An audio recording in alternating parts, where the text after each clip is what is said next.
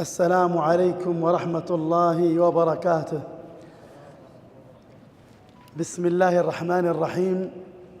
الحمد لله رب العالمين، وأصلي وأسلم على أشرف الأنبياء والمرسلين نبينا محمد وعلى آله وعلى أصحابه وعلى من سار على نهجهم إلى يوم الدين. اللهم علمنا ما ينفعنا وانفعنا بما علمتنا وزدنا علما يا أرحم الراحمين. اللهم إنا نسألك الإخلاص في الأقوال والأعمال يا ذا الجلال والإكرام. أما بعد، فحياكم الله وبياكم، وكذلك للمشاهد والمشاهدة، وأسأل الله لي ولكم ولجميع المسلمين العلم النافع والعمل الصالح. أيها الأحبة، أولاً أشكر مركز الدعوة والإرشاد بمحافظة أبها، وكذلك جمعية الدعوة والإرشاد وتوعية الجاليات بأبها على إقامة هذه الدورة، وكذلك الشكر موصول إليكم. أشكركم على هذا الحضور، وأسأل الله لي ولكم ولجميع المسلمين العلم النافع والعمل الصالح، وأن يجعلنا مفاتيح للخير مغاليق للشر. أيها الأحبة، أنا مسرور جدا، بل يكاد القلب يكثر اشتياقه لأرى هذه الوجوه الطيبة.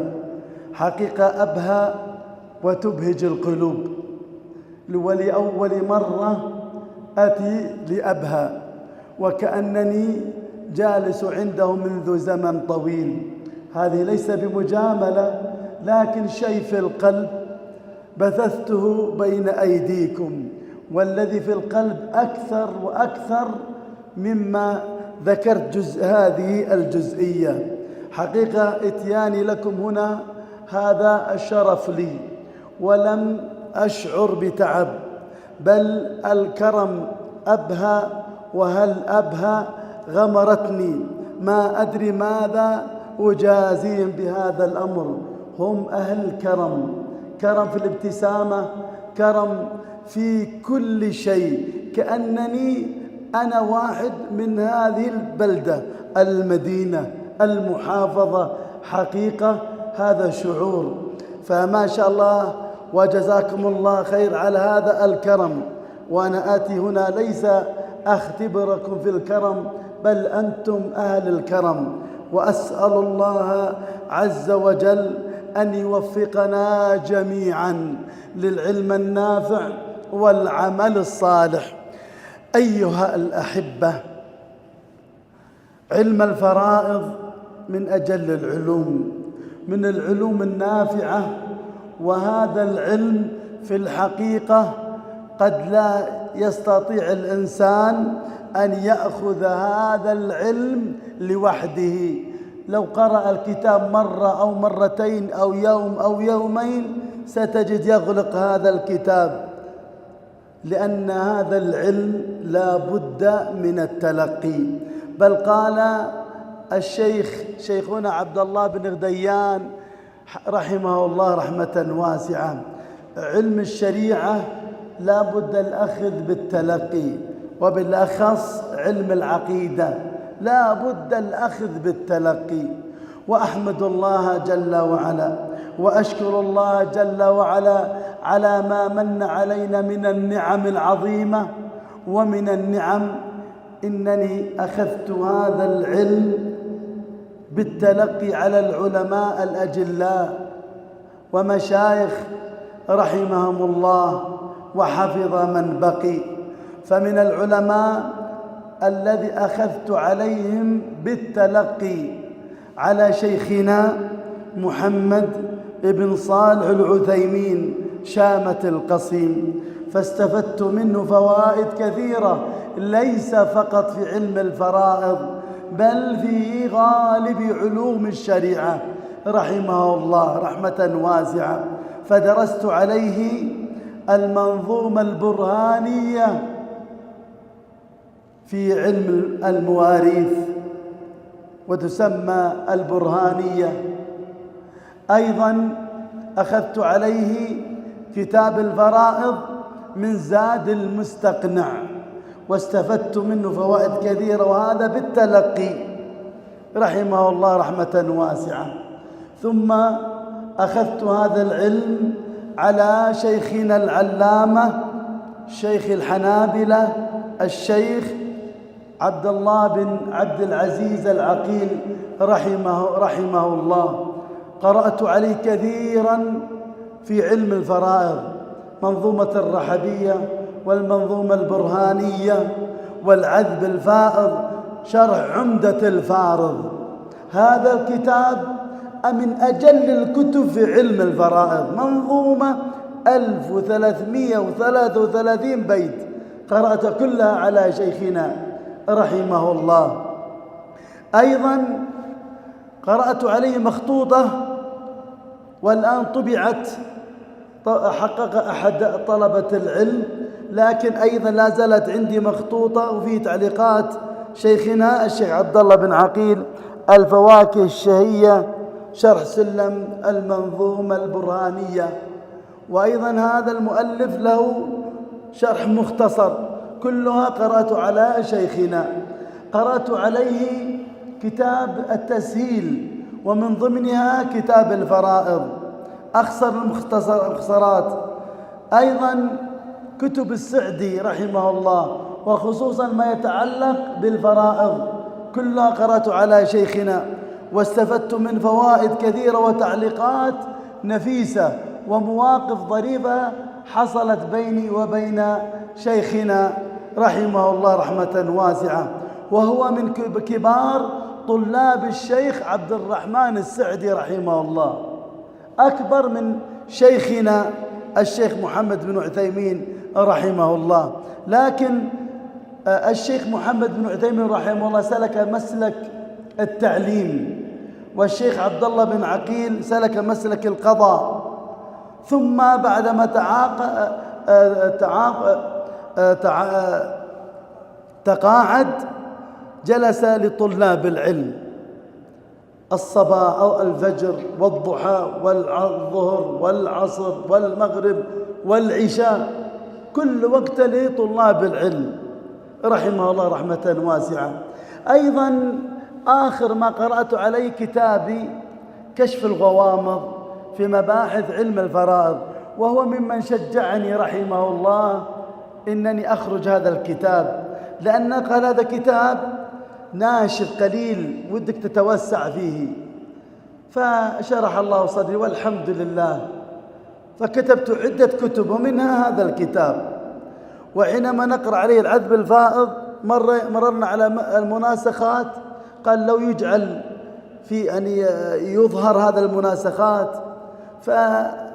فتوسعت فيه بعد مشورة شيخنا رحمه الله.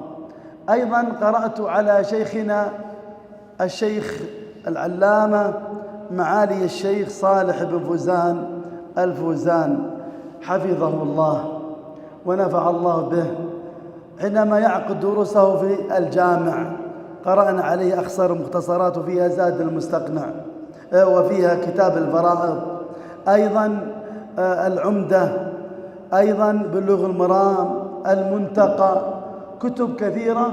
حينما يعقد الشيخ دروسه فيها وخصوصا عند الفرائض كنت حريص جدا أستمع ولا أتغيب، فالحمد لله كثيرة من الكتب، وكلما تمر علي مسألة أراجع الشيخ فيها، أخذت عليه فقها حفظه الله.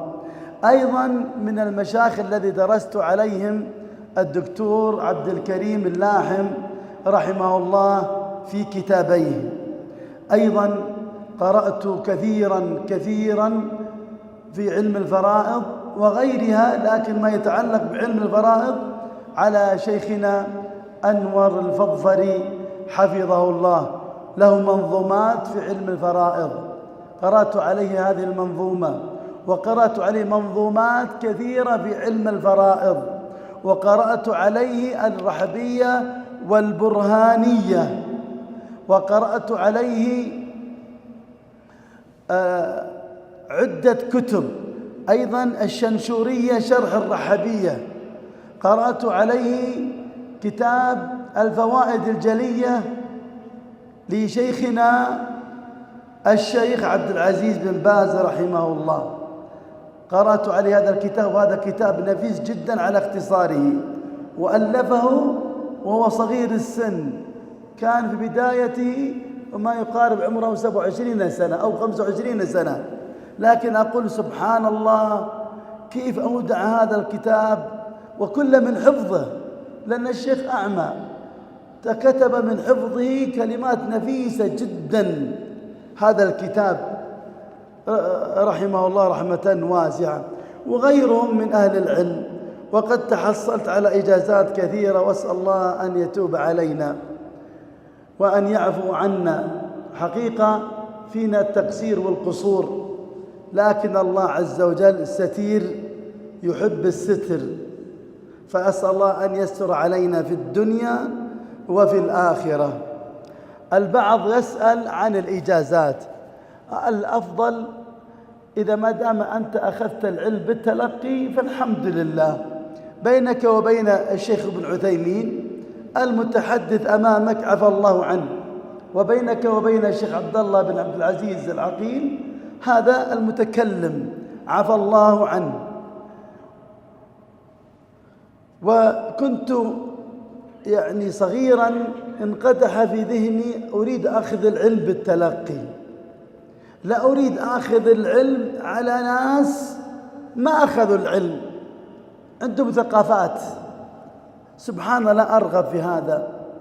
فحرصت أدرس على الشيخ محمد بن عثيمين لأنه من طلاب الشيخ عبد الرحمن السعدي، فانهلت من علمي واستفدت كثيرا رحمه الله. كذلك الشيخ عبد الله بن عبد العزيز العقيل، لأن شيخه الشيخ عبد الرحمن السعدي، وكذلك الشيخ محمد بن إبراهيم رحمهم الله جميعا، كذلك الشيخ عبد العزيز بن باز قرأت عليه، لكن ليس في الفرائض، سمعت دروسه وأنا صغير، لأنه من طلاب من مشايخي أجل مشايخي الشيخ محمد بن إبراهيم مفتي ديار السعودية، هذا عالم جليل، هذا آية حقيقة اقرأوا عنه، هذا علم بحر رحمه الله رحمة واسعة.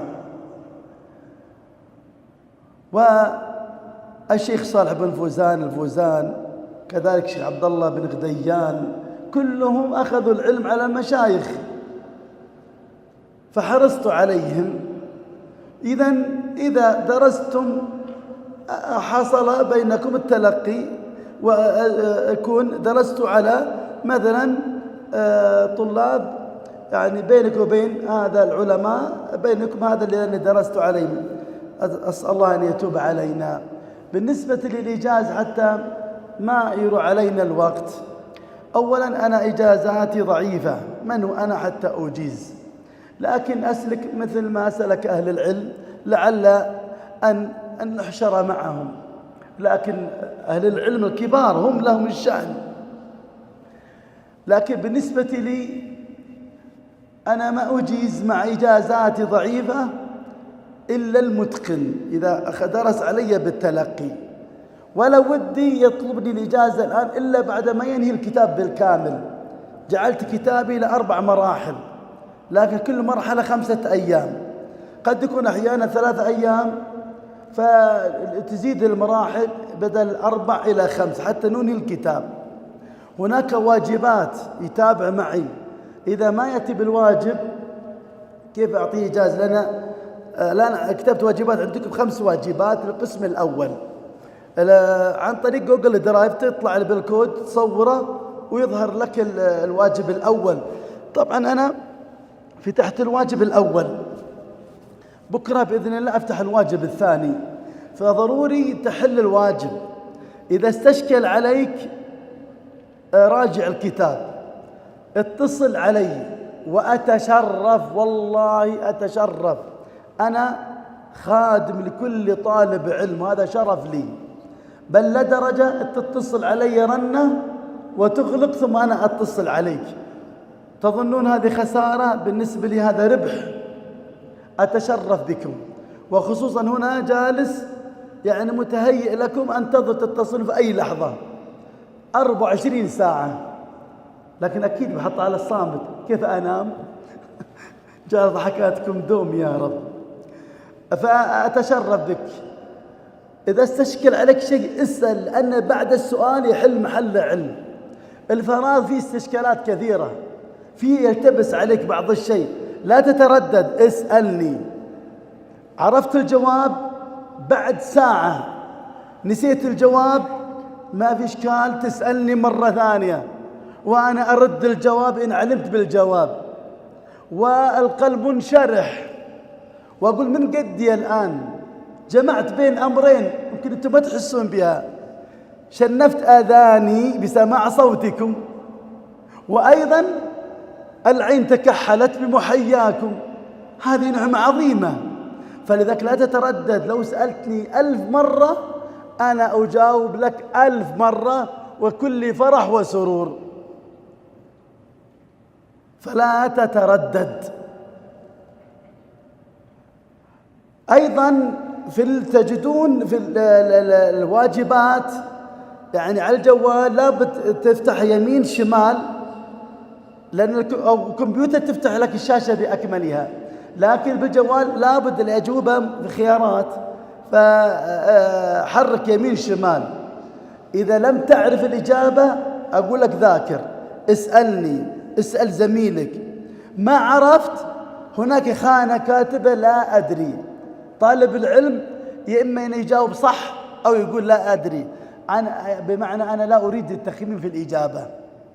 تخمين حقيقة مرض، هي ليس عليه شهادات في درجات، ليس عليه وظيفة، هو علم شرعي، ولا تقف ما ليس لك بعلم.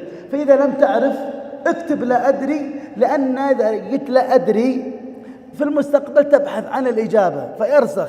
لا تخمن، واللي عندي اللي يخمن في الإجازة أنا أبتعد عن حقيقة، فلذلك اكتب لا أدري. هذه أشياء مهمة يعني تنتبه لها.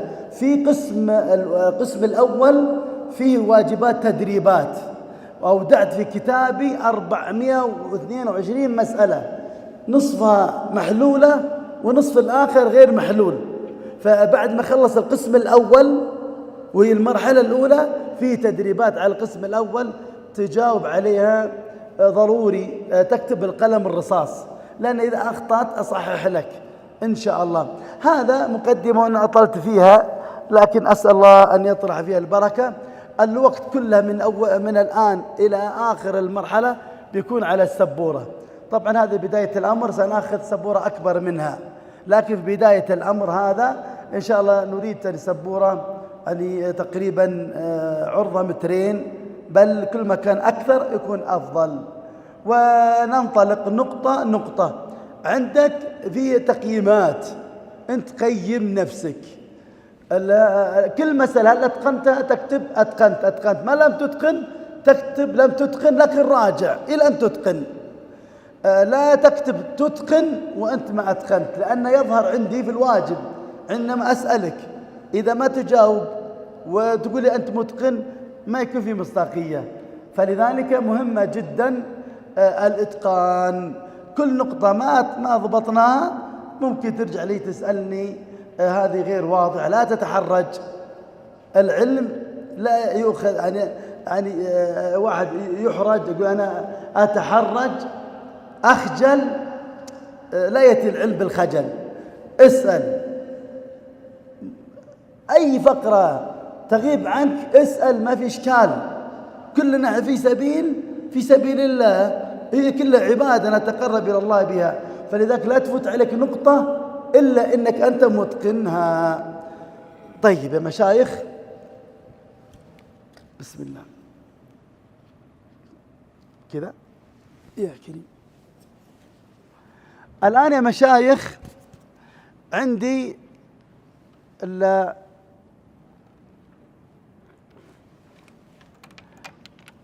المرحلة الأولى، المجلس الأول عندي تعريف الفرائض، وهذه مهمة جدا. هو العلم بقسمة المواريث فقها وحسابا. يا مشايخ، اللي ندرس الآن علم الفرائض يتعلق بهذا السطر: دراسة علم المواريث فقها وحسابا. والقسم الأول سنأخذ الحساب، نأخذ فقها. والمراد بفقها ثلاثة أمور: معرفة من يرث. من هم الورثة؟ هناك ورثة من الذكور وهناك ورثة من الإناث. من الذكور 15 وارثا، ومن الإناث 10، المجموع 25 وارثا. إذن نعرف من هم الورثة، مثل الأب والأم، الابن والبنت، الزوج والزوجة، الأخت الشقيقة، الأخت لأب، وهكذا. تعرف من هم الورثة، سنأخذها إن شاء الله. وهناك ضابط بإذن الله تستطيع أن تتقن الورثة بدون حفظ إن شاء الله. إذن ندرس العلم بقسم المواريث فقها، يعني معرفة من يرث. من هم الورثة؟ أيضا 2، معرفة من لا يرث. إذا عرف الإنسان الورثة فما عداهم هم غير وارثين. مثل العمة، هذه غير وارثة. مثل الخالة، هذه غير وارثة. مثل بنت البنت، البنت هذه غير وارثة من ذوي الأرحام. إذا نعرف من يرث، فإذا عرفنا الورثة هم 25 وارثا فما عداهم هم غير وارثين. أيضا فقها يشمل معرفة مقدار لكل وارث. مثلا الزوج يرث من الورثة، لكن إيش مقداره في الميراث؟ إما النصف أو الربع. أيضا الزوجة هي من الورثة، إما الربع أو الثمن. الأم من الورثة، إما الثلث أو السدس أو ثلث الباقي. كل هذا سنأخذه إن شاء الله، لكن هذه إشارة. إذن العلم بقسمة المواريث فقها، وسنأخذ هذه المرحلة فقها في 5 مجالس أو في 4 مجالس، في 4 أيام فقها. وكلمة حسابا سنبحث إن شاء الله في وقتها، وهو معرفة التأصيل والتصحيح، النسب الأربع، كيف طريقة قسمة التركات، المناسخات، كلها سندرسها إن شاء الله عند القسم الآخر. لكن يهمني الآن معرفة المواريث فقها. وما المراد بفقها؟ بالفقه هنا يشمل 3 أمور. الأمر الأول ممكن تناظر الشيخ معرفة من يرث، وأيضا الشيخ معرفة من لا يرث، والشيخ ومعرفة مقدار لكل وارث. كلامه واضح؟ إيش هو الواضح؟ وهقناك. إيش هو الواضح؟ يشمل 3 أمور، عدهم لي: معرفة من يرث، ومعرفة من لا يرث، ومعرفة مقدار لكل وارث. كلام صحيح ولا خطأ؟ صحيح. إيش هو الصحيح؟ هو الذي ذكره 3. ما شاء الله، ما شاء الله عليك. إيش اللي ذكره 3؟ طيب، معرفة من يرث، ومعرفة من لا يرث، ومعرفة مقدار لكل وارث. إذا أريد منكم انتباه، الكل ينتبه.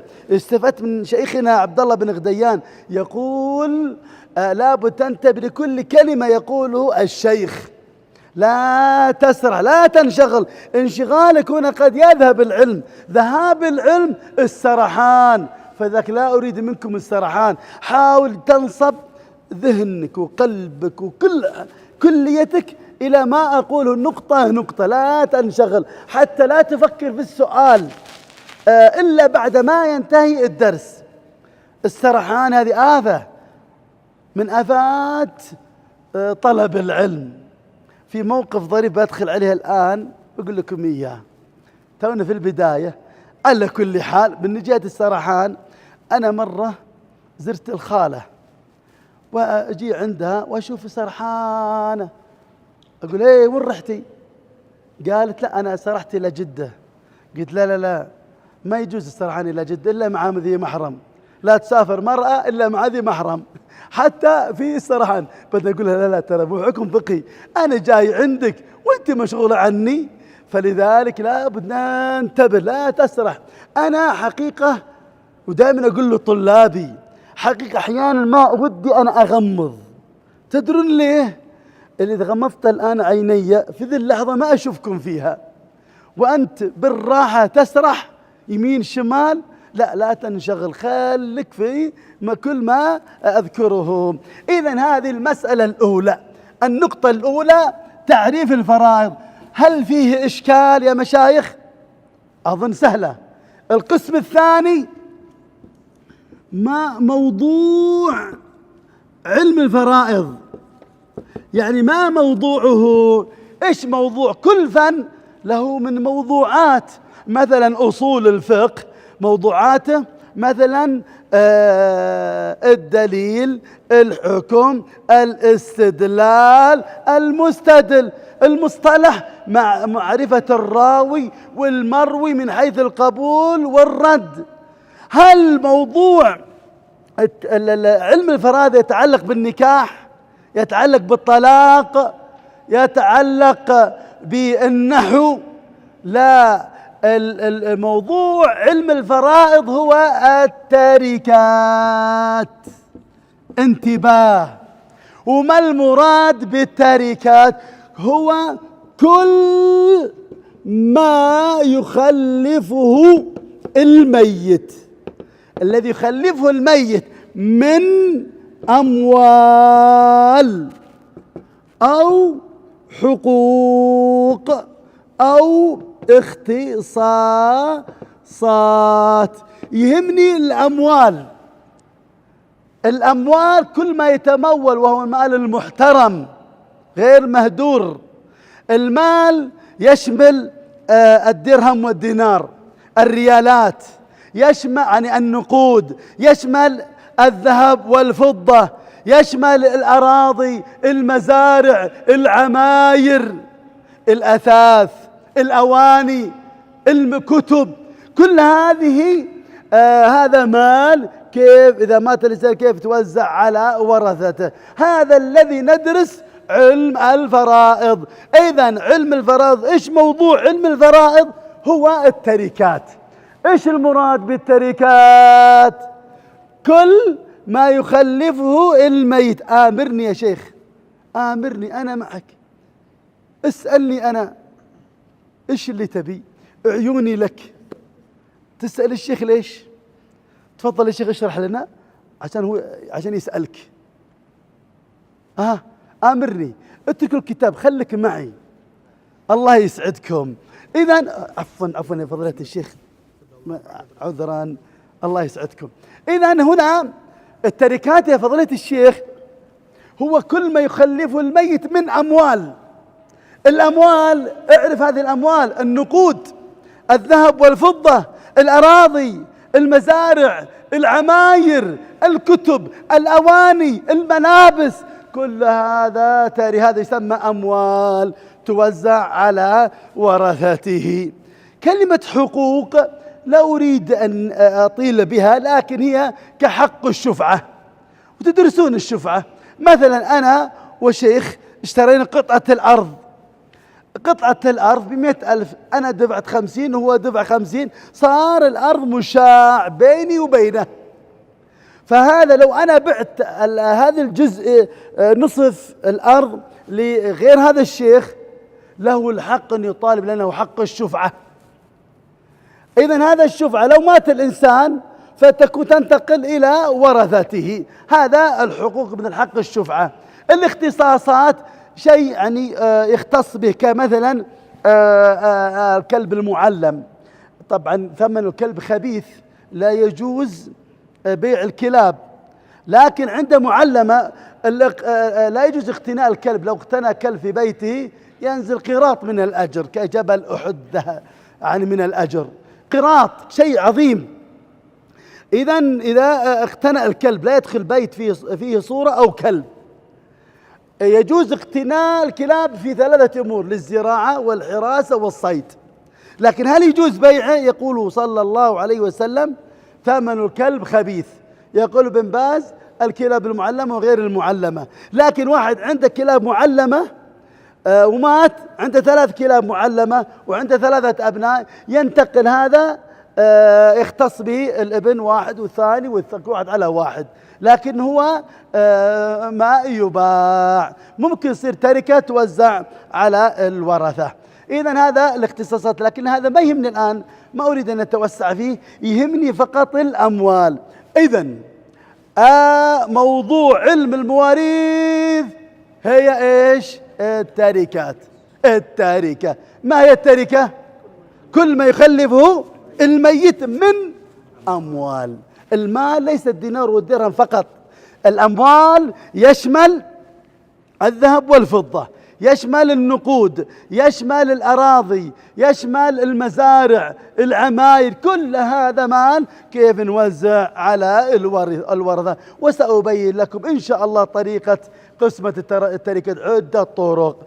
طيب، انتهينا من النقطة الثانية وهو موضوعه. الأمر الثالث يا مشايخ حكمه. إيش حكم علم المواريث؟ طيب،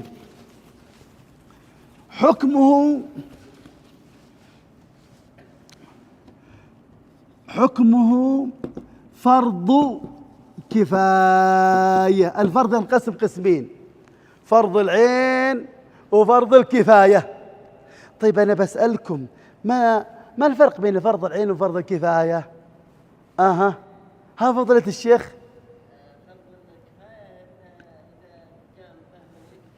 إذا قام به البعض سقط الإثم عن الباقين. تمام. أي مثل صلاة الميت. جميل. إذا قام بالبعض سقط الإثم عن الباقين. تمام.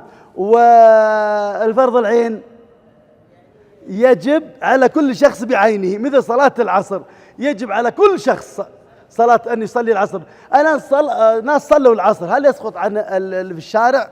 لا، يجب عليهم. إذا فرض العين، إذا قام فرض العين يجب على كل شخص بعينه. أما الفرض الكفاية إذا قام به البعض سقط الإثم عن الباقين. هذا فرق. في فرق آخر، فطالب العلم تنبه، وهو أيوة،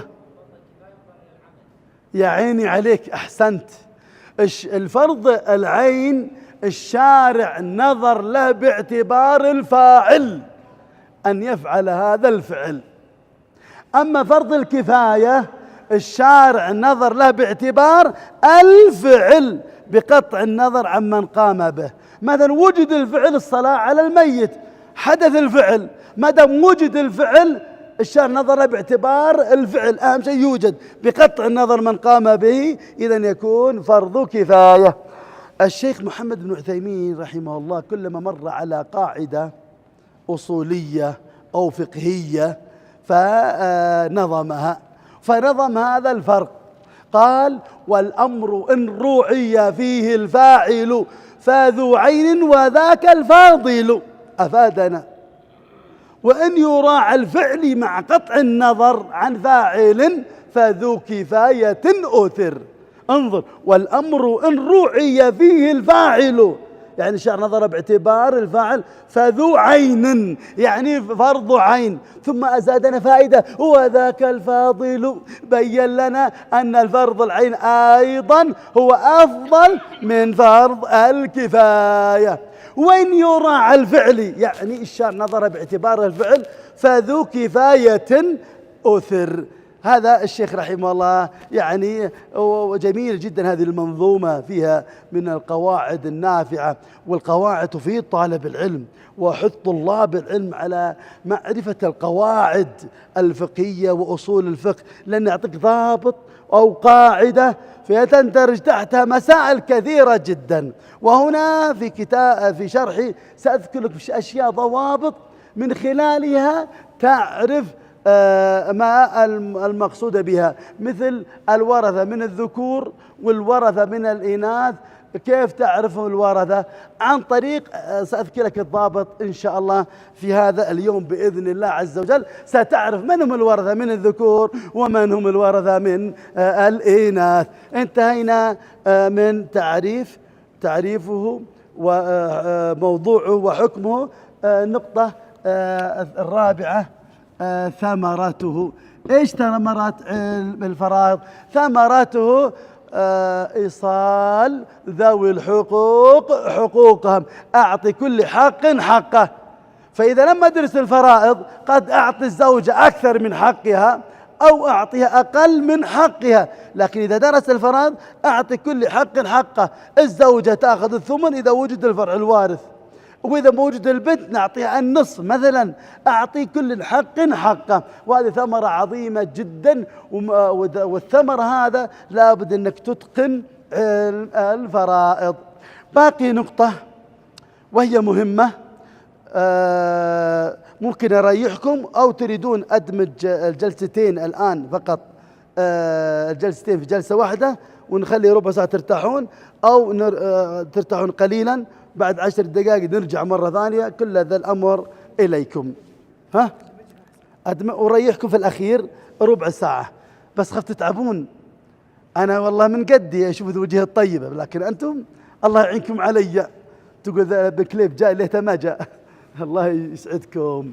طيب هذه مسألة هنا وفيها سؤال، واللي يجاوب عليه لها جائزة. اليوم جبت جائزة كتاب في أصول الفقه، الدر المصون في دراسة علم الأصول. بعد ما ناخذ هذا الدرس نضع عليه سؤال، ولا بد تنتبه يا طالب العلم. طيب هنا مسألة مهمة بعد ما عرفنا هذه المقدمات. ما هي الحقوق المتعلقة بالتركة؟ يعني الآن إذا مات شخص هل تقسم التركة مباشرة؟ لا، هناك حقوق مرتبة إن ضغط. أبدأ بالأول ثم الثاني ثم الثالث ثم الرابع ثم بعد ذلك الإرث. نكتب هنا الحقوق المتعلقة بالتركة. هناك 5 حقوق مرتبة. اختلف العلم في التقديم والتأخير، لكن أذكر لكم مذهب الحنابلة في بداية الأمر نتقن شيء معين، ثم بعد ذلك سنتوسع. الحق الأول مؤن التجهيز. يا مشايخ، مؤن التجهيز المراد بالتجهيز تجهيز الميت، يعني من الكفن، من غسل السدر، الكافور، حفر قبره، قطعة الأرض، هذه كلها يعني لابد مال تؤخذ من ماذا؟ هل من القريب من الجيران؟ لا، تؤخذ من مال. الكفن هذا يؤخذ من يؤخذ من ماله. احنا الحمد لله احنا في نعمة، لكن خارج البلاد الكفن يحتاج شراء. من يشتريه؟ من مال الميت. حتى قطعة الأرض تشترى حتى يدفن فيها. لكن الحمد لله نحن كل هذه الأمور جاي بلاش أبد. أنت مت والأمور كلها طيبة. أعماركم طويلة على الطاعة. فالحمد لله الآن مو أنا تجهيز كلها من كفن، من سدر، من الكافور، ما أدري إيش، من كل الحمد لله جاهز أبد. أهل الخير موجودة والحكومة ما قصرت في هذه الأمور. الحمد لله على النعمة. طيب إذا مو أنا التجهيز يحتاج مال. نأخذ المال من مال الميت. إن كان جاهز الحمد لله وفرنا. طيب الأمر الثاني الديون المتعلقة بعين المال، لأن الديون على قسمين: الديون المتعلقة بعين المال، وهناك ديون مرسلة في الذمة. الديون المتعلقة بعين المال كالمال المثبت برهن، هذا مقدم. مثلا تسلفت من شخص مثلا 100,000 ريال، قال لي أريد أضمن هذه 100,000. قال أنا عندي أرض بأرهنك إياها، فإذا بعد سنة إذا لم أسدد لك الحق تأخذ هذه الأرض وتبيعها، تأخذ حلالك وترد الباقي إلي. طيب إذن هذا الدين متعلق بعين المال، هذا مقدمات شخص وعليه دين، لكن دين متعلق بعين المال كالمال مثبت برهان مقدم بعد مؤن التجهيز نسدد هذا الدين. لأن هذه الأرض المرهونة كلكم تعرفون المرهون لا يباع، ما أستطيع أتصرف فيها، فتكون حتى أفك هذا الرهن. بعد سنة يجي القاضي يقول عليه الدين أنت الآن سدد، ما قال أستطيع، إذن يجبر القاضي ببيع هذه الأرض والثمن يعطيه صاحب الحق. هذا الديون المتعلقة بعين المال، هذا على شكل الاختصار. ثالثا الديون المرسلة في الذمة. هنا قلنا الديون المتعلقة بعين المال، بس أحتاج هنا يلا معليه يلا. الديون المرسلة في الذمة ينقسم قسمين: ديون تتعلق بحق الله وديون تتعلق بحق الآدميين. تتعلق بحق الله مثلا الزكاة، وجبت الزكاة ولم يعني يدفع الزكاة، كفارة يمين حنث، والحنث هو أن يفعل ما حلف على تركه أو أن يترك على ما حلف على فعله. حنث أو مات، إذن يجب عليه كفارة. الكفارة مال منين تؤخذ؟ من مال الميت. هذه ديون تتعلق بحق الله. الديون تتعلق بحق الآدميين: استقرضت من شخص 10,000 لكن بدون رهن، صارت مرسلة في الذمة. شريت أثاث بكلفني 10,000، قلت أنا بعد سنة إن شاء الله أدفع لك المبلغ، صار علي دين، هذا مرسلة في الذمة. بعد ما أسدد مؤن التجهيز أنظر هل عليه ديون متعلقة بعين المال أقدمها، ثم أنظر الديون المرسلة في الذمة سواء تتعلق بحق الله أو بحق الآدمين. لكن من نقدم، حق الله أو حق الآدمين؟ في خلاف. هذا قالوا بعضهم قالوا قدم حق الآدميين لأن حق الآدميين هذا يكون على المشاحة، أما حق الله يكون على المسامحة، وبعضهم ما انعكس الأمر. هذا الديون مرسلة في الذمة مقدمة على الذي بعده. بعد ذلك الرابع الوصية، ننظر هل وصى أم لا. والوصية ناظر هو التبرع بالمال بعد الموت. هناك التبرع بالمال قبل الموت. التبرع بالمال بعد الموت يسمى وصية، لكن التبرع بالمال قبل الموت ايش يسمى؟ هبة أيضا، صدقة أيضا، هدية، عطية. إذن هذا قبل الموت. والهدية هذا إذا كان لأجل غني قريب أو بعيد، الصدقة تكون المقصد به إرفاق للفقير. على كل حال هذا تبرع بالمال قبل الموت، لكن الوصية والتبرع بالمال يكون بعد الموت. قل وصيت إذا مت أن ثلث مالي أو خمس أو سدس على أو يعني 10,000 مثلا إلى الأيتام، إلى بناء المساجد، حسب ما وصى. إذن هو الوصية التبرع بالمال بعد الموت ناظر ولا تنفذ الوصية ولا تنفذ وصية إلا بشرطين. انتباه، لا تنفذ الوصية إلا بشرطين. الشرط الأول أن تكون الثلث فأقل، لأن سعد رضي الله عنه وصى بجميع ماله، قال له رسول صلى الله عليه وسلم لا، قال بنصف مالي، بشطر مالي، يعني بنصف مالي، قال لا، قال الثلث، قال صلى الله عليه وسلم الثلث والثلث كثير. ايش هو الشرط الاول فضيلة الشيخ؟ ايوه ما شاء الله عليك، وهذا مشغول بالجوال، ما مو معلم، انا مش معلم، بس ما شرط منتبه معي ولا تسجل المعلومات. أحسنت. يفضل تكتب الدفتر عندي، كل واحد لها طريقته الخاصة، لكن أنا أحب أكتب في ورقة يعني، بس كل واحد لها طريقته. بس معلش تزعل علي، أنا أحب أمزح معكم. الله يسعدك. طيب أنا قال الثلث والثلث كثير، فيه فوائد. أيهما أفضل، يوصي بالثلث أو أقل من الثلث؟ أقل من الثلث، لأن الرسول صلى الله عليه وسلم قال الثلث والثلث كثير، معنى كل ما كان أقل كل ما كان أفضل، لكن حد الجواز الثلث، فما زاد لا تنفذ إلا الثلث فقط. فأنزل. وأبو بكر رضي الله عنه وصى يعني يقدم الخمس، وابن عباس الربع، على حسب كل ما كان أقل من الثلث فهو أفضل. إذن الشرط الأول أن يكون الثلث فأقل. لو أتتني مسألة في وصية وصى بنصف ماله، وأنا محكم معتمد أقدر أقسمها، الآن إذا شفت نصف ماله ما نفذ النصف، آخذ الثلث فقط والبقية للورثة، لأن تترك أولادك أغنياء خير لهم من عالة يتكففون الناس. والإنسان عنده مال قليل لا أفضل له لا يوصي، يكون لأولاده.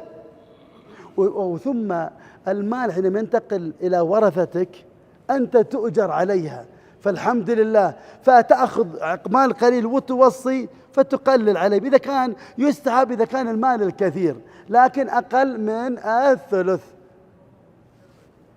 إيش؟ يعني مشكلتي أنا أحتاج أحرك يديني. أنا قايل لهم أبي لاقط، بس إن شاء الله يجيبونه بعد. أحيانا أحتاج، طيب أحتاج أشتغل باليدين، بس يلا نشوف كذا الآن، نجرب الآن. إذن لا تنفذ الوصية إلا بشرطين. الشرط الأول الثلث فأقل، إن وصى بأكثر من الثلث لا تنفذ الأكثر، إنما يؤخذ النصف ويؤخذ الثلث. مثلا وصى بنصف ماله ما نفذ النصف، إنما أخذ الثلث والباقي للورثة. يقول أنا ما وصيت بالثلث، أنا وصيت بالنصف. قال صلى الله عليه وسلم الثلث والثلث كثير، إذن يؤخذ فقط الثلث، الباقي ترجع إلى الورثة. الشرط الثاني أن يكون لغير وارث. إن وصى لوارث ما تنفذ. يقول صلى الله عليه وسلم لا وصية لوارث. إذا وصى لزوجته، عنده زوجة وابن، الزوجة الثمن، ووصى لها الثلث، لو أصلت عندنا لا تنفذ، لا وصية لوارث. لا تنفذ الوصية إلا بشرطين: أن يكون الثلث فأقل، وأن يكون لغير وارث. فإن كان للوارث أو أكثر من الثلث فلا بد من رضا جميع الورثة بدون إحراج بدون خجل، لأن يعتبر من عندهم عطية، لكن لا تنفذ إلا برضاء الجميع. إذا لم يرضى الجميع فلا تنفذ، لقول الرسول صلى الله عليه وسلم لا وصية لوارث، وقوله صلى الله عليه وسلم الثلث والثلث كثير. أظن واضح الآن الوصية. باقي علي الأخير وهو الخامس، الإرث حق قابل للتجزئة. ننظر الآن نوزع المال للورثة، لكن هناك خطوات مقدمة على الإرث. أولا مؤن التجهيز، ثانيا بعدها الديون المتعلقة بعين المال، ثالثا الديون المرسلة بالذمة، رابعا الوصية. فإذا تمت هذه الحقوق الأربع ننظر إلى التركة ونعرف من هم الورثة وكم نصيبهم، سنبحثه إن شاء الله. السؤال الآن اللي عليه جائزة: مات شخص وخلف 900 ريال مثلا، عنده تركة 900 ريال، هذا التركة، لكن مؤن التجهيز كلفتنا 100 ريال، الديون المتعلقة بعين المال وجدنا عليه دين متعلق بعين المال 100 ريال. أيضا الديون المرسلة في الذمة عليه ديون أيضا كلفتنا 100 ريال. وصى بالثلث، وصى بالثلث. سؤالي الثلث الآن كم؟ نشوف الآن، نحط يمكن في أقوال، نحط هنا مكان الأقوال نشوف الشيخ كم؟ 200 متأكد؟ طيب هذا القول الأول 200. في قول آخر ها الشيخ نفسه هو، خاصة نفسه هو، لا ما حد بشيء آخر. ها الشيخ إيش؟ 450. الوصية تكون قول الثاني 450. ها الشيخ 300. الشيخ قال 300. إذن هذا قول الأول، قول الثاني، قول الثالث. في قول رابع كان العلماء الأرض كلها أنتم. ها الرابع إيش؟ إيش؟ 400. 400. في قول آخر يلا خلاص اللي قالها الآن. طيب اللي قال الأول هو له الجائزة طبعا، إذا أي واحد منهم صح. طيب لحظات الله أعلم الحين. طيب إذا اختلف أهل العلم على كم قول؟ 4 أقوال. لكن أنا أستغرب اللي قال 450 ما قال أهل العلم ولا التبس عليهم حتى 400. بس ما أدري كيف جبتوها، ما أدري، بس نشوف الآن. اللي قال لي 450 أعطني حجة لماذا اخترت 450 مع لو نغلط ما يضر. ليش قلت الوصية 450؟ إيش؟ نصف القيمة. الرسول قال الثلث والثلث كثير. 900 يعني نصف 450، لأن نبي ثلثها. طيب إذن هذا القول ساقط من أوله. ها ما تزعل عليش، القول ساقط. أما أنت لا، أنت مرتفع. الله يسعدك. اللي قال لي 400 ليش؟ من اللي قال 400؟ ها أها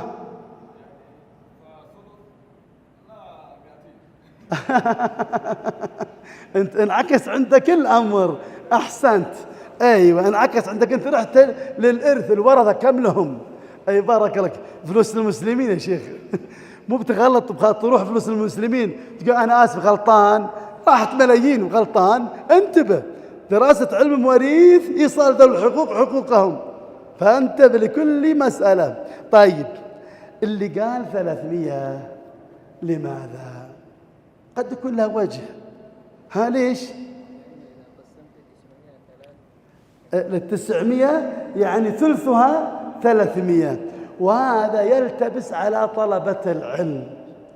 مثل ما قال الشيخ قال 300 وناظر إلى التركة، لا ناظر الحقوق المتعلقة بالتركة، الباقي هو حر ماله. إذن انظر شوف الآن عندي 900 ريال الديون متعلقة بعين المال، مؤن التجهيز 100، كم باقي له؟ باقي 800. أما 100 الآن راحت حق الناس مؤن التجهيز، إذا ليس هذا التركة. طيب 800 الآن عليه ديون بعين المال 100، كم باقي؟ باقي 700. 700 هذا يعني 100 هذا ليس من حقه، حق الغير. كذلك الديون المرسلة في الذمة 100، كم باقي؟ 600. إذن حر ماله هو 600. أما اللي قبل هذا حقوق الآخرين.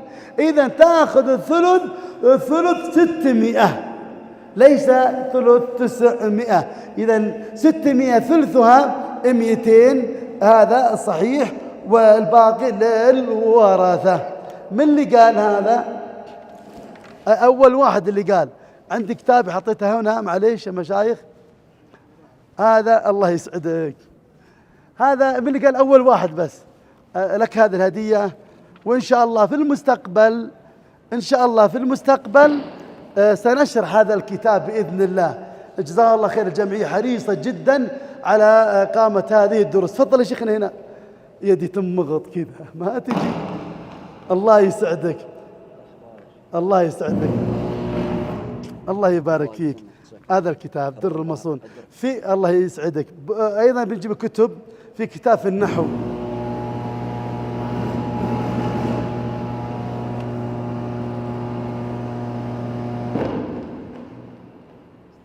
بخرب سماعاتهم ترى بالآلاف مؤلفة كلها مثبتك يا شيخ. اللي قال لي اخذ السلاط هذا شوف له محل.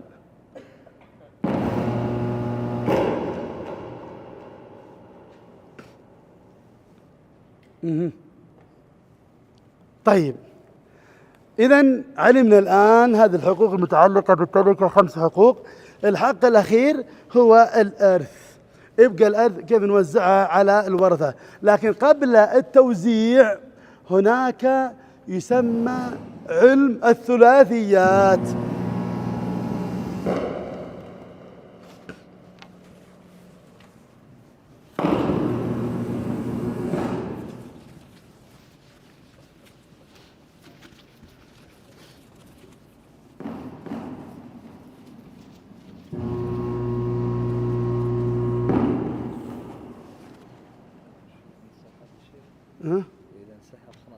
اخترب به. اي عجل الله احنا خربنا عليكم. هو ان شاء الله لو في لاقط احسن.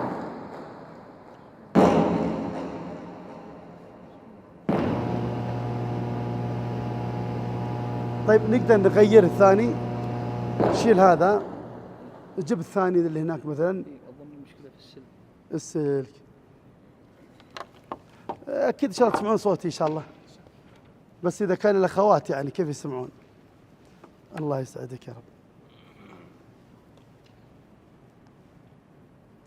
طيب في هذا الأصل المجلس الثاني.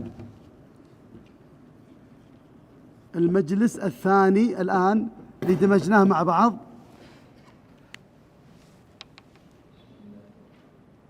أخاف حركة يروح عليكم بعد. هذا اللي ما يجيب اللاقط. الله يسعدك. المجلس الثاني نبدأ بدرس الجديد.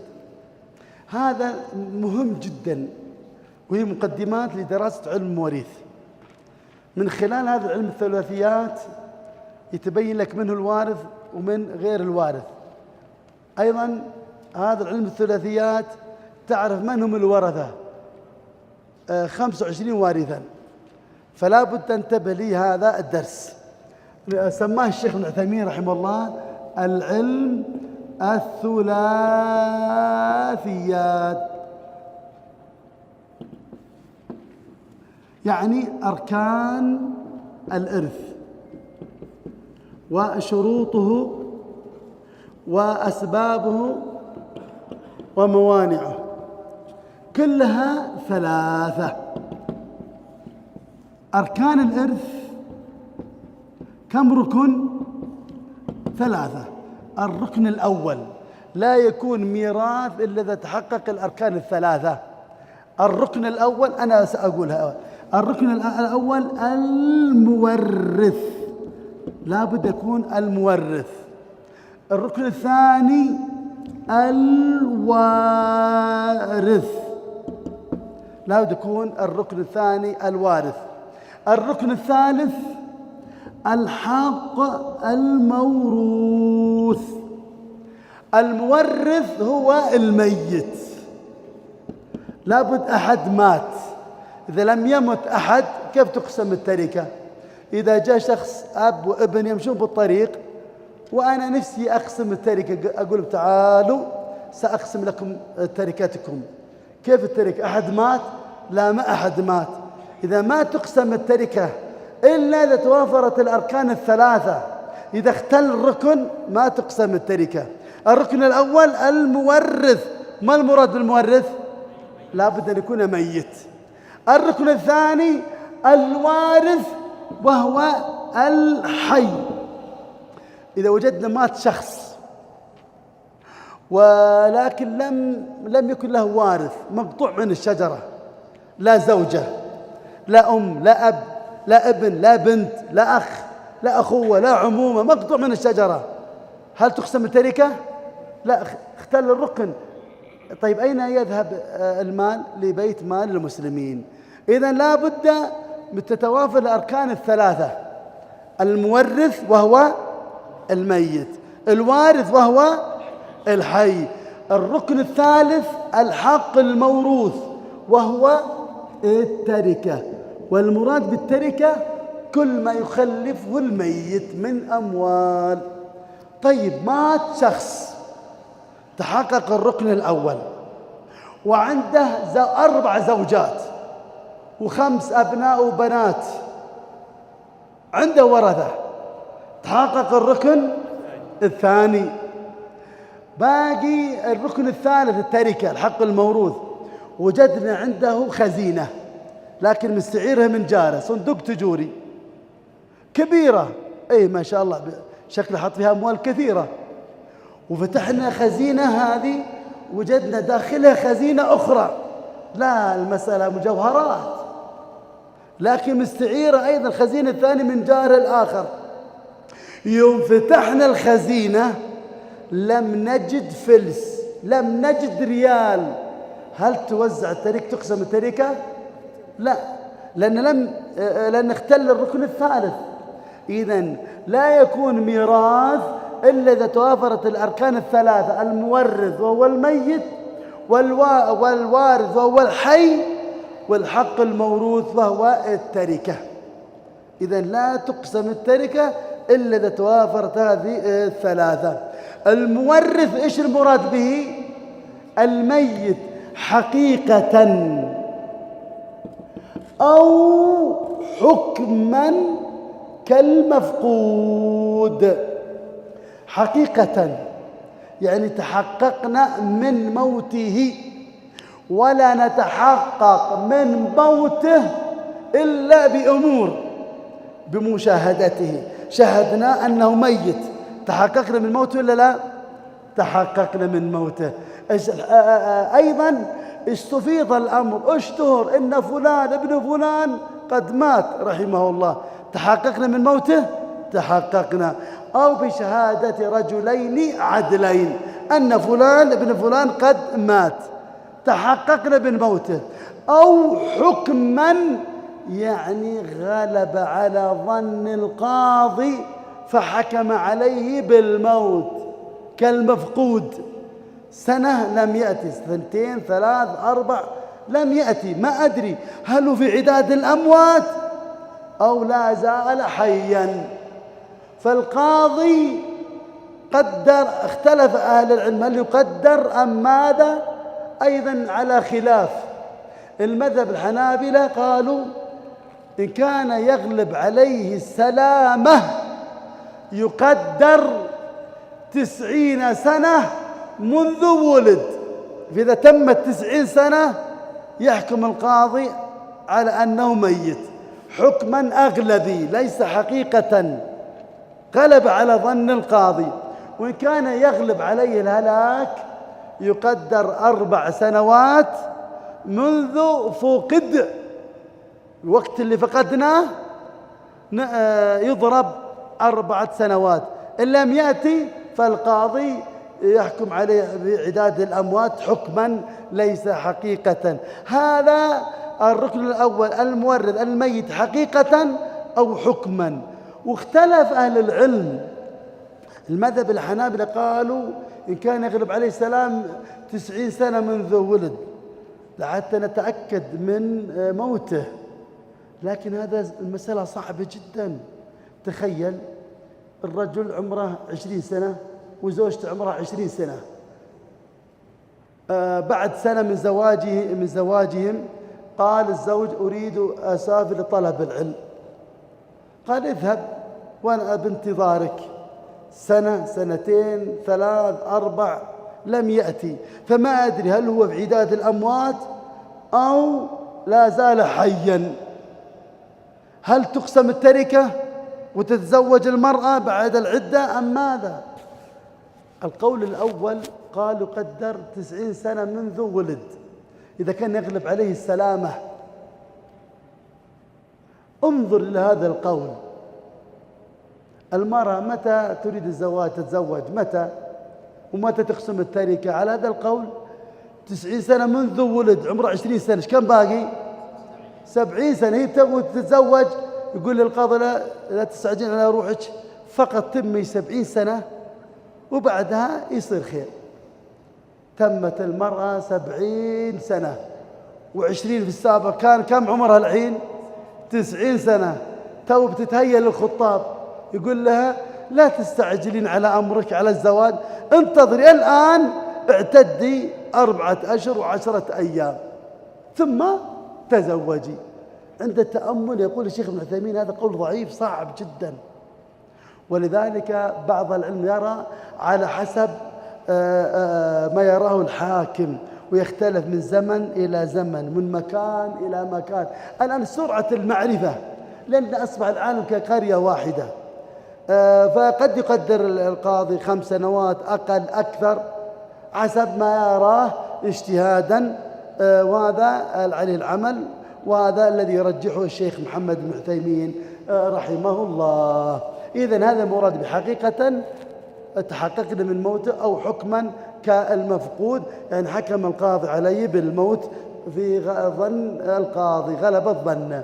طيب الركن الثاني الحي، حقيقة أو تقديرا، أو تسميه حكما تقديرا كالحمل. انتباه، حقيقة مات شخص وعنده ورثة، تشوف الزوجة، رأيت الزوجة والبنات والأبناء، يعني مو برأيته بعيونك، يعني موجودين، لا ما يجوز تناظر النساء. طيب إذن موجود أحياء تحققنا من حياتهم. أو تقديرا كالحمل، انتباه، كالحمل، قلت كذا كالحمل، ولا يرث الحمل إلا بشرطين. الشرط الأول وجود الحمل ولو نطفة قبل موت مورثه، لو أول الشهر ثم مات إن خرج حيا يرث الحمل، وجود الحمل ولو نطفة. الشرط الثاني أن يخرج حيا، إن خرج ميتا فلا يرث. إذن الحمل يرث، لأن ورد حديث الرسول صلى الله عليه وسلم أن يستهل صارخا، إن خرج حيا يعني يصرخ، يبكي، يرضع، يتنفس. ثم لو مات بعد أسبوع، بعد يوم، بعد ساعات، يرث الحمل المولود هذا. لكن الحمل لا يرث إلا بشرطين. الشرط الأول وجود الحمل ولو نطفة، لو أول الشهر. الشرط الثاني أن يخرج حيا. وطالب العلم إذا يريد أن يشرح، دائما أقول لطلابي هكذا، يقول لك الحمل، لا تحاول تأشر على نفسك، لا تقول كالحمل، استغفر الله واتوب إليك، فحاول تميل، قل كالحمل. أما الأستاذ الدكتورة أو الأخت تشرح لطالباتها تقول لهم كالحمل، تأشر على نفسها. لكن الرجال هل يؤشر على نفسه؟ لا مستحيل. فخلك نبه حتى في هذه الأمور، فقل لهم كالحمل. لأن بعض المشايخ، بعض الأساتذة الله يهديهم، فيوضح للطلاب متحمس، يقول كالحمل، امرأة حامل. بسم الله الرحمن الرحيم. انتبهوا يا طلاب العلم. طيب إذن حقيقة أو تقديرا كالحمل، والحمل لا يرث إلا بشرطين. الركن الثالث الحق الموروث، وهو التركة، وهو كل ما يخلفه الميت. طيب هذا أركان الإرث، فيه استشكال ولا الأمور واضحة؟ الحمد لله. النقطة، نعم،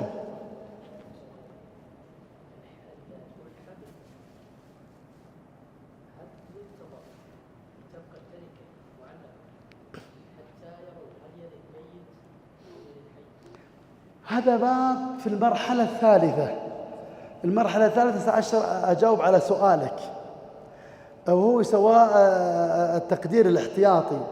نقول لهم تنتظرون حتى يخرج الحمل أو تريدون أن نقسم التركة؟ قالوا نريد أن نقسم التركة، فنقسم التركة على الأضر اليقين وهو الأقل لهم. مثلا المرأة تأخذ الربع أو الثمن، تأخذ الربع عدم الفرع الوارث، تأخذ الثمن وجود الفرع الوارث، هي حامل. إن خرج حي تأخذ الثمن، إن خرج ميت أخذت الربع. هنا نقول الآن مستعجلين، إذا نعطيك اليقين وهو الأقل، أقل شيء تأخذين الثمن. طيب باقي يمكن أخذ الربع، ننتظر حتى يتبين. إن خرج ميت أعطناش ما تبقى من الربع، إن خرج حيا هذا لك. كذلك الأب نعطيه يعني الأقل، ويكون له تقديرات 6 تقديرات. نقسم المسألة على 6 تقديرات: تقدير على أنه ميت، ونقدر على أنه ذكر، ونقدر الثالث على أنه أنثى، نقدر الرابع على أنه ذكرين، نقدر الرابع على أنه أنثيين، نقدر السادس على أنه ذكر وأنثى، التوأم يعني. وقد يكون توأم أكثر من 2، لكن نادر لا حكم له. نقسم هذه كلها أو تصبرون ونعطيهم الأقل. شرحها إن استعجلت تبي تريد الحمل، شرحته موجود عندي، أرسل لك إياه المقطع. تقريبا ما أدري في أي درس هو، ميراث الحمل وسعت فيه. طيب، لكن هذا السؤال يقول الشيخ عبد الله بن غديان يعني مثله، إذا سألت سؤال الإجابة بنشرح في المستقبل، قال رب ارزقني وعجل، اصبر سنأتي عليه إن شاء الله إن كان لنا بقية. طيب، الآن الدرس اللي سأخذه الآن هذا من الأمور المهمة، فلا بد كل طالب علم يتقن. فإذا أتقنت اللي سأذكره لك عرفت الورثة من الذكور والورثة من الإناث، فلا بد من الانتباه يا مشايخ. أسباب الإرث خذنا الآن، لا قبل أسباب الإرث باقي شروط الإرث، عفوا شروط الإرث 3 أيضا قبل الأسباب. شروط الإرث، انتباه، شروط الإرث 3. 1 نمشي مثل الأركان، أنت بإمكانك تعطيني الشرط الثاني إذا فهمت كلامي. ناظر تحقق موت المورث أو إلحاقه بالأموات حكما. ناظر تحقق موت المورث، نتحقق من موت المورث، وهذه سهل. كيف نتحقق من موته؟ من عدة أمور: بالمشاهدة، باستفيض الأمر، اشتهر الأمر أنه مات، أو بشهادة عدلين رجلين تحققنا موته، أو إلحاقه بالأموات حكما، مثل إيش؟ كالمفقود. هذا شرحناها. بعض أهل العلم أو بعض الكتب يقول تحقق موت المورث ذكر حقيقة أو إلحاقه بالأموات حكما. هل نحتاج كلمة حقيقة أم ماذا؟ بعضهم كتب هذا، فإيش رأيكم؟ يغني عنه؟ يا عيني عليك. تحقق موت المورث حقيقة كررناها، فما لا داعي نذكر حقيقة. أنا أريد كلام مختصر، فلذلك ما أذكر حقيقة، لأن يغني عن كلمة تحقق، ونريد أن نختصر الكلام. تحقق موت المورث أو إلحاقه بالأموات حكما. من يأتيني بالشرط الثاني؟ سهلة جدا. ها الشيخ، يا سلام عليك. تحقق حياة الوارث. إيش؟ تحقق حياة الوارث أو إلحاقه بالأحياء. عشان ندخل الحمل لا تناظر الكتاب. إيش استفدت أنا؟ كان عندي قدرين، تأخذ من ذا القدر وتفرق في ذا القدر الثاني، ما استفدت. خليك أبيك تتكلم من فهمك، اترك الكتاب. جميل. تحقق حياة الوارث أو الحاق بالأحياء حكما كالحمل، أو نقول تقديرا لا، تحقق حياة الوارث بعد موت مورثه ولو بلحظة. ناظر، عندي أب وابن، مرت عليهم سيارة وصدمتهم، مات الأب، بعد دقيقة مات الابن، من الذي يرث من الثاني؟ الابن يرث من الثاني، بينهم دقيقة واحدة. إذن تحقق حياة الوارث بعد موت مورثه ولو بلحظة ولو بدقيقة. أيوة. طيب لو مات الابن بعد نصف دقيقة مات الأب، الأب يرث. يا سلام عليكم. إذا مات جميعا لا تورث زاهقا من زاهقي، لأن ما تحقق الشرط. يا سلام عليكم. وفي باب آخر الأبواب هو عن ميراث الغرقى والهادمة، يعني إذا عمهم الموت جميعا. عندي سؤال أفكر فيه وله هدية. طيب إيش هو السؤال؟ ولو سئلت أنا لأجبت. إيش هو السؤال؟ أخوان كل واحد منهم مات بعد بعد غروب الشمس. مثلا أقول لصاحبي سبحان الله فلان ابن فلان مات بعد ما غربت الشمس، مات. قال الثاني يا سبحان الله حتى أخيه مات بعد غروب الشمس. لو أتتني هذه المسألة لأورث واحد منهم يرث من الثاني. كيف؟ ووقع عليها وأختم رسمية صارت. في حالة متى أعيد كلهم مات بعد غروب الشمس، سقط الحاجب ومات. كلمني الثاني قال والله حتى ذاك مات بعد غروب الشمس. فكروا فيها. وين الجهة؟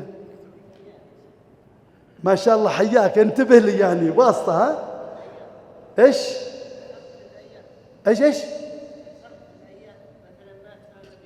انت فتحت جوجل؟ لا لا لا لا، انا امنع تفتحون اي سؤال، ما تفتح جوجل. ما فتحت كلش؟ متأكد؟ فتح شيء؟ يا أخي ما شاء الله إجابتك خاطئة. جل ضحكاتكم دوم يا رب، ما تزعل علي يا شيخ. أخي أنت لطيف، يا عيني عليك. طيب نشوف الشيخ لحظات، خلي بعد شوي. شنو سؤال جوابك؟ إيش؟ ما تحقق يعني أنت ما تورثهم. أنا ترى ما اسمعك عدل، ما تورثهم. لا أنا أورثهم، أورث واحد منهم. في حالة ورثه ووقع عليه وارفع عليه أي عالم سيوافقني بإذن الله. كيف ذا الآن؟ في باب لا تورث زاهقا من زاهقي، كأنني خالفت. بالله ما خلفت، أنا موافق. ذي الجهة نشوف واحد اللي جنبك. ها الشيخ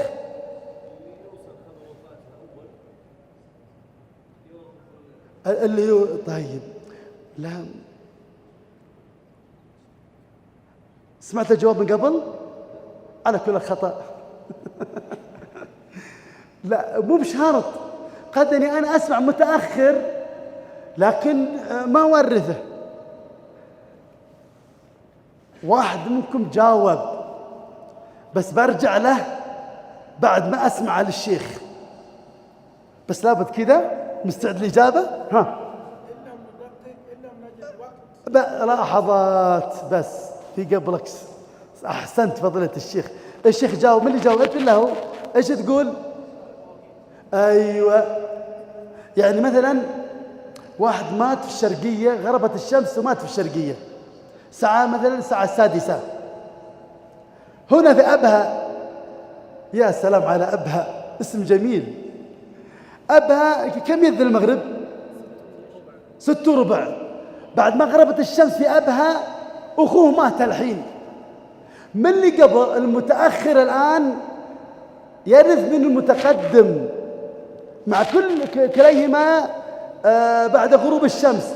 في الشرقية تغرب الساعة 6، وفي أبها الساعة 6:15. إذن هذا 6:15 يرث من اللي مات الساعة 6.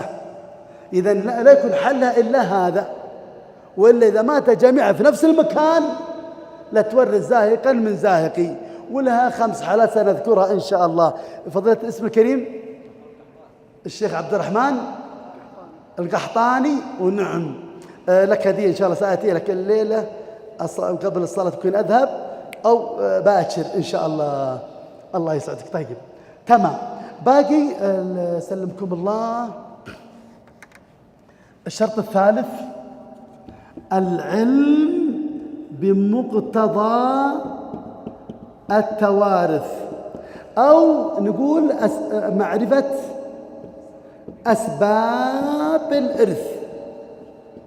الإرث له من أسباب، قد يرث بسبب النكاح، قد يرث بسبب القرابة، قد يرث بسبب الولاء. لابد معرفة أسباب الإرث، وهو مبحثنا، وهذا اللي أقول لكم مهم جدا، ومن خلاله تعرف الورثة من الذكور والورثة من الإناث.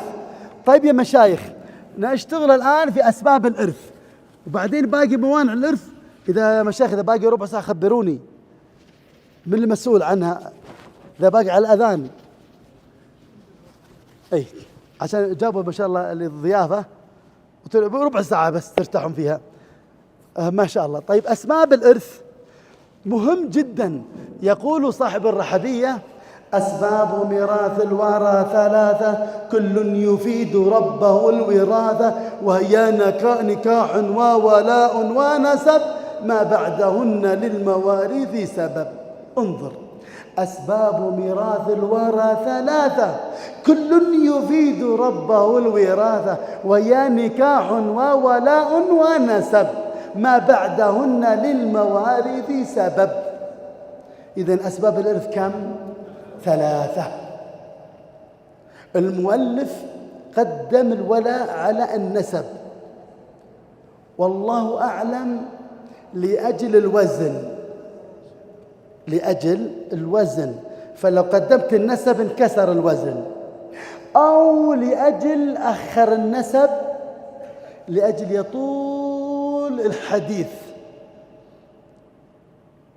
لأن الولاء يرث من جهة واحدة، المعتق يرث من المعتق وهو العتيق، أما المعتق وهو العتيق لا يرث من المعتق، إذا من جهة واحدة.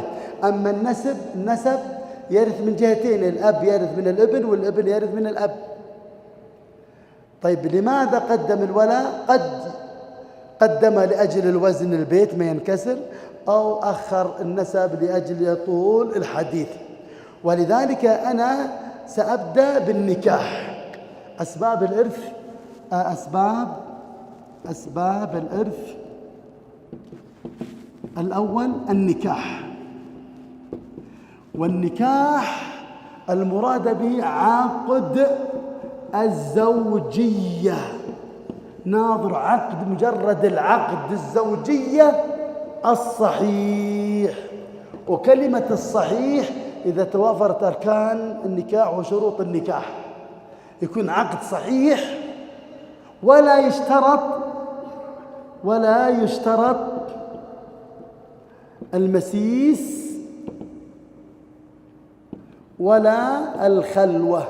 يعني المسيس الوط ما يشترط أن يطأها، أن يجامعها، ولا أن يخلو بها، ما بشرط، مجرد العقد عليها توافرت الأركان والشروط، توافرت الإيجاب والقبول.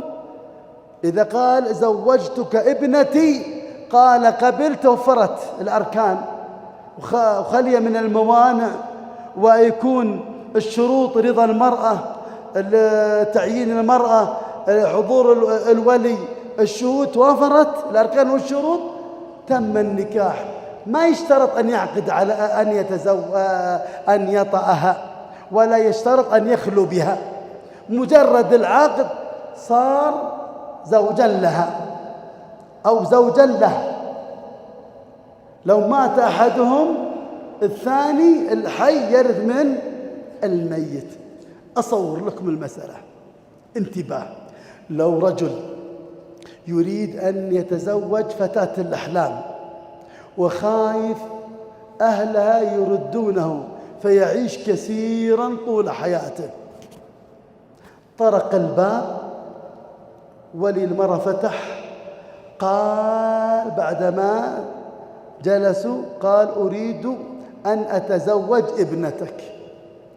قال انتظر حتى أسألها، إن رضيت لن أجد يعني مثلك. فذهب قال هذا الشاب الفتي أريد أن أطلب يد ابنتك. راح الولي المرة وش قال؟ قال يا فتاة يا ابنتي، رجل يريد يدك. عاد ما شاء الله عليه صاحب الدعاء بهذه المرأة، قال ما يبي إلا يدي بس، وكل ما يبيني. قال يا بنت الحلال يبيك كلك. كلمة يدك يعني أنت بالكامل، ذكر الجزء وأراد الكل. وافقت وجاء الأب قال زوجتك ابنتي، حصل الإيجاب. قال الزوج قبلت هذا الزواج، هناك شهود، تم النكاح لما تم، صار نكاح. هذا الرجل مش متخيل أن الولي مرة يقبل، ففرح فرحا شديدا لدرجة أغمي عليه، وعنده 4 ملايين. أغمي عليه، يا ليت أغمي عليه، من شدة الفرح مات. هل الزوجة الآن ترث ولا ما ترث؟ بالله عليكم ترث الربع، يعني 1,000,000. بالله عليك ما أدري هل نعزيها لفقد بعلها أو نبارك لها بهذه الملايين اللي جاتها؟ فالله ما ندري. نقول عظم الله أجرك، لله ما أخذ لي ما أعطى كل شيء بأجر مسمى، ثم نقول له مبارك عليك هذا المال. كم تأخذ؟ 1,000,000 ريال في لحظة، مجرد الإيجاب والقبول، دقيقة ورثت هذه المرأة. لكن نقول لا بس باقي حاجة. قالت إيش هو بعد؟ قالت تعتدين 4 أشهر و10 أيام. قالت ما يخالف، حتى تبني سنة كاملة. ذي وراها ملايين، تريد تتكسب خلاص تتزوج، خذت 1,000,000، تنتظر تنتهي عدتها حتى تتزوج واحد ثاني ويموت وتلهم فلوسه. إذا ورثت لأنها خلاص تحقق حياة الوارث، هي وارثة وتحقق موت المورث، الشروط والأركان كلها متوافرة. إذا مجرد العقد. طيب لو ماتت هي، الزوج يرث من الزوجة. وهنا انتباه، المرأة إذا مات بعضهم إذا مات الزوج قبل الدخول ما تعتد، لا تعتد 4 أشهر و10 أيام. لكن هذا في عدة الطلاق، لو طلق قبل الدخول ليس عليها عدة تعتدونها، هذا قبل الطلاق، قبل الدخول. أما بعد الدخول لا، تعتد والعدة تختلف، إن كانت حائض بالثلاثة قروء، إن كانت آيسة صغيرة أم كبيرة 3 أشهر إلى آخره، عن أن كانت حامل بوضع الحمل. الشاهد منه إذن النكاح عقد الزوجية الصحيح، مجرد العقد وانتهى تم النكاح. طيب السبب الثاني، والعقد الزوجي صحيح ايش يشمل هذا؟ المراد به الزوج وايضا الزوجه. معي مشايخ؟ هذا يدخل في اسباب النكاح. طيب الثاني النسب. النسب هو اتصال بين شخصين بسبب الولاده، قريبه ام بعيده، ويشمل 3 أمور: أصول وفروع وحواشي. هنا خطأ يعني الناس يخطون فيها من جهة اللغة. الآن أخو زوجتي شو تسمونها أنتم؟ حنا في برا عندنا نقول جاء النسيب، نسيبي، وهو بيقولون لي إخوانه لي حياك الله النسيب. صحيح مو بالنسيب، الأصل صهرا، نسبا وصهرا. النسيب هو القريب، أبناء عمي أبناء عمومتي، هذا النسب، أنسب نفسك. إذا نسبا هو القريب، سواء صار قريبا أم بعيدا، لكن المتعارف عليه يسميه جاء النسيب، والمراد به الصهر.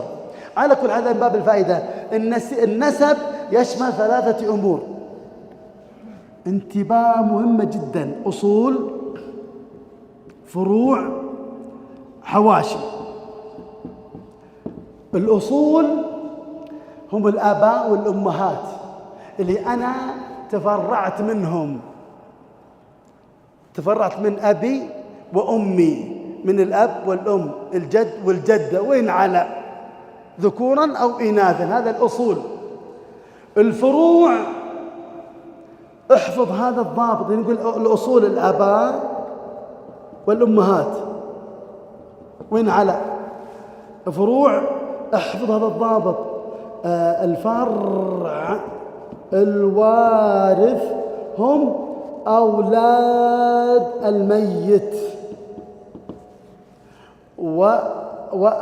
وأولاد بنيه وإن نزلوا.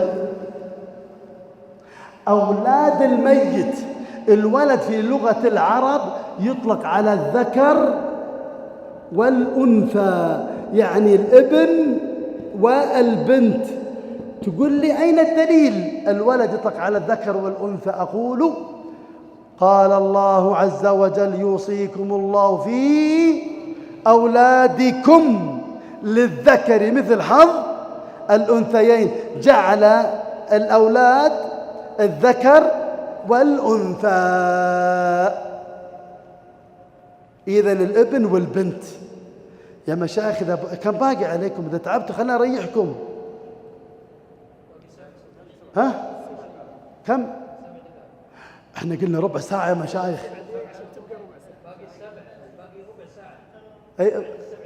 أيوة جميل جدا. جميل. لأن أنا ما أبغاكم تتعبون، بس اليوم تتعبون الحين، بكرة إن شاء الله يصير مجلسين، ساعة وراحة وبعدين نكمل إلى قريب المغرب، بس اليوم دمجناها، أعانكم الله. طيب إذن يناظر يوصيكم الله في أولادكم. استفدنا أن الذكر والأنثى من الأولاد. فائدة أخرى: يوصيكم الله في أولادكم. انظر إلى رحمة الله لخلقه، يوصي لأناس من هم أحرص على أولادهم، على فلذة أكبادهم. إذن الله أرحم بعباده من عباده، ولذلك الإنسان يلجأ إلى الله عز وجل لأنه رحيم سبحانه وتعالى.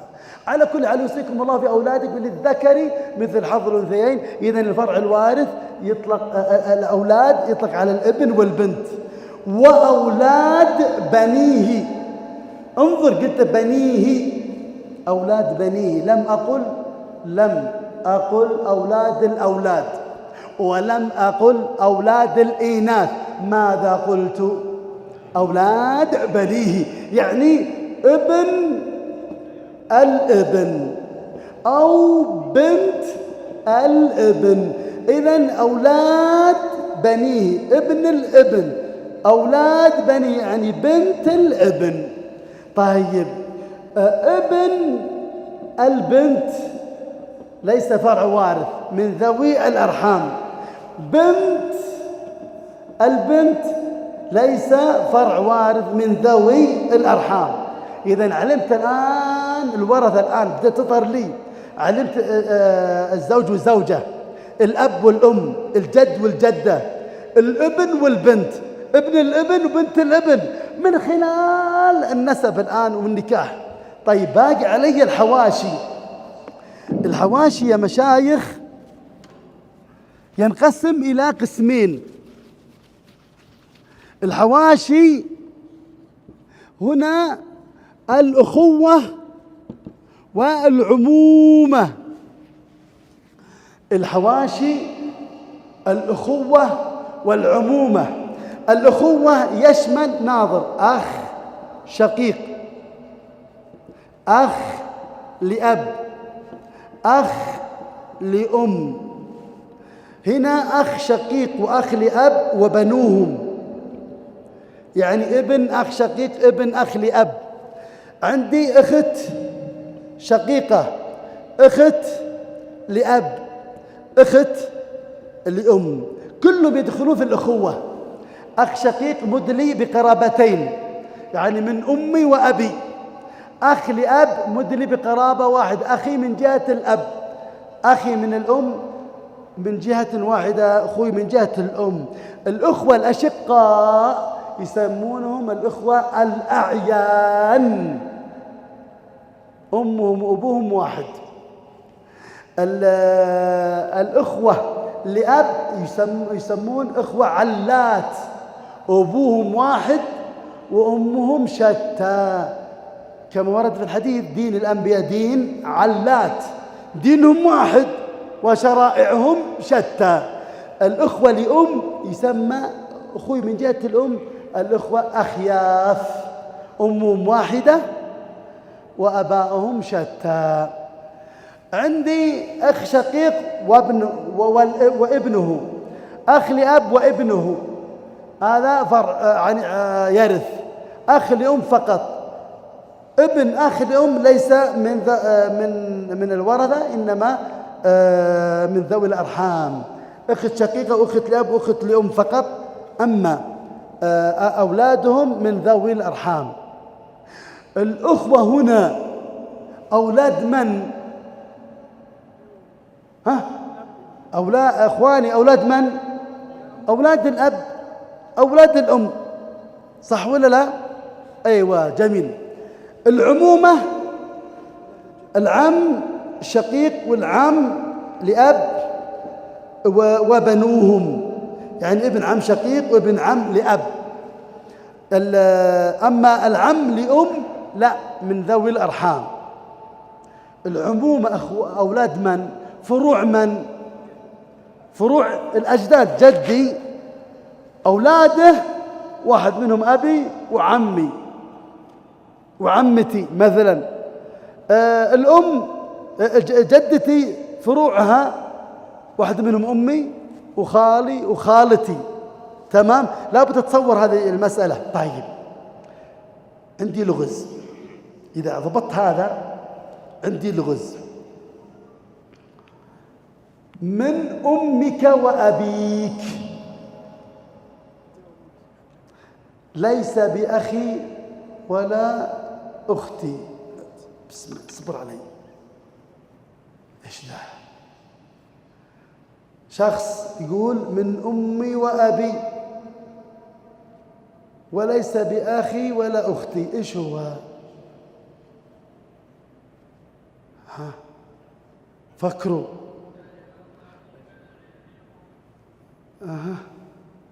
اصبر علينا، اصبر نشوف الجهة. طيب مشايخ، من أمي وأبي ليس بأخي ولا أختي، من هو هذا؟ ها الشيخ إيش؟ ما سمعك. يوسف عليه السلام. أنا كم مرة أقول لك لا تفتح الجوال، تبي من الأخير؟ تبغى الإجابة من الأخير؟ ما سمعتك يا شيخ. يمكن أنا إيش؟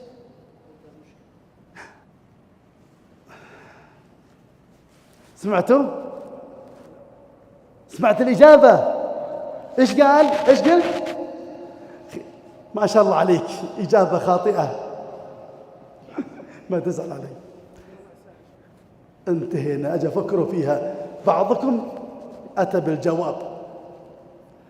ما دام ربع ساعة خلاص المفروض أوقف. من اللي جاوب اللي هنا؟ الشيخ أول واحد، بعدين الشيخ. في واحد إيش قلت؟ أنا يعني من أمي وأبي، ليس بأخي ولا أختي، هو أنا. المشكلة يا ليت هنا المشكلة في واحد يا ليت ما جاوب. زين خنثى مشكل، زين كلامك، وقد يكون أخوي وأختي خنثى مشكل، لكن واحد قال هذا أعوذ بالله ما ودي والله أقوله، صعبة جدا، بس الشكوى لله. قال هذا ابن الزنا، أعوذ بالله.